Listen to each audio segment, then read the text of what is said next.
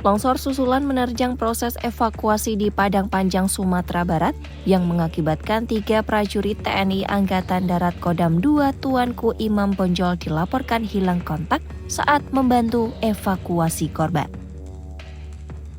2 di antaranya, Serda Robi dan Prada Zeni Marpaung, ditemukan dalam kondisi meninggal. Sedangkan 1 prajurit lainnya, Pelda Yudi Kusnadi dari Subden Pom Padang Panjang, masih dalam pencarian. Insiden terjadi saat para prajurit membantu evakuasi warga terdampak longsor di kawasan Jembatan Kembar Silayang Bawah, Kecamatan Padang Panjang Barat. Longsor susulan datang tiba-tiba, menyeret ketiganya bersama material tanah dan batuan. Tim gabungan masih melakukan pencarian di sejumlah titik dengan medan yang terbilang sulit. Upaya pencarian diperkuat dengan penambahan alat berat dan penyisiran wilayah sepanjang aliran material longsor. Hingga kini, fokus utama adalah menemukan Pelda Yudi Kusnadi yang masih belum terlacak. Sebelumnya, TNI Angkatan Darat mengerahkan 21.707 prajurit untuk mempercepat penanganan banjir bandang, longsor, dan cuaca ekstrim di Aceh, Sumatera Utara, dan Sumatera Barat. Kepala Dinas Penerangan TNI Angkatan Darat Kolonel Infanteri Doni Pramono menyampaikan bahwa langkah cepat ini menjadi bentuk kehadiran TNI dalam tahap darurat. Doni menjelaskan bahwa TNI AD terus memantau perkembangan di 3 wilayah terdampak. Bantuan ini merupakan tahap awal dan akan ditambah sesuai kebutuhan di lapangan. Prajurit diterjunkan untuk membantu evakuasi, membuka akses, dan memastikan distribusi logistik berjalan lancar. Bantuan yang dikirimkan melalui jajaran Kodam dan satuan teritorial meliputi logistik, dapur lapangan, pemulihan sarana umum, dan pembukaan akses wilayah terisolasi.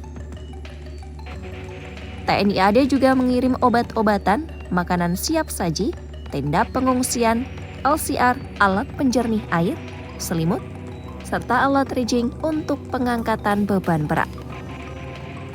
Di Aceh, prajurit Kodam Iskandar Muda mengevakuasi warga dan membuka akses yang tertutup material longsor.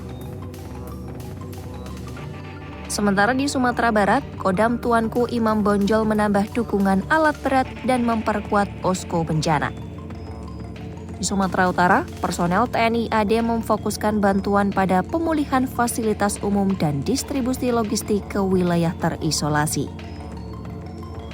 Pengiriman bantuan lanjutan menggunakan pesawat Hercules dan kapal KRI yang membawa tenda serbaguna, genset, alat dapur lapangan, alat penjernih air portable, hingga Starlink untuk komunikasi.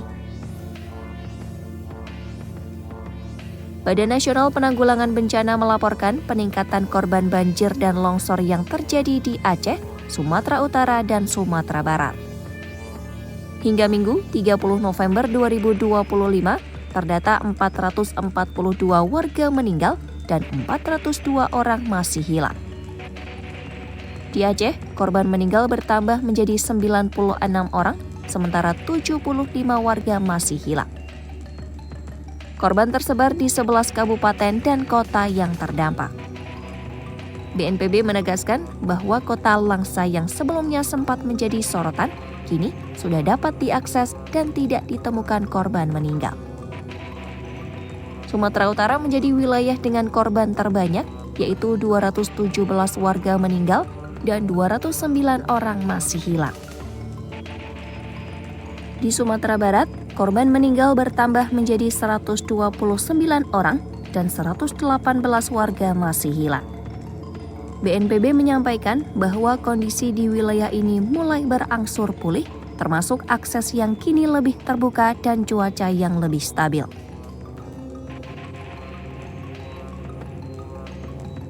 Di antara wilayah yang terdampak, Kabupaten Agam menyumbang korban dengan 87 warga meninggal dan 76 orang masih hilang.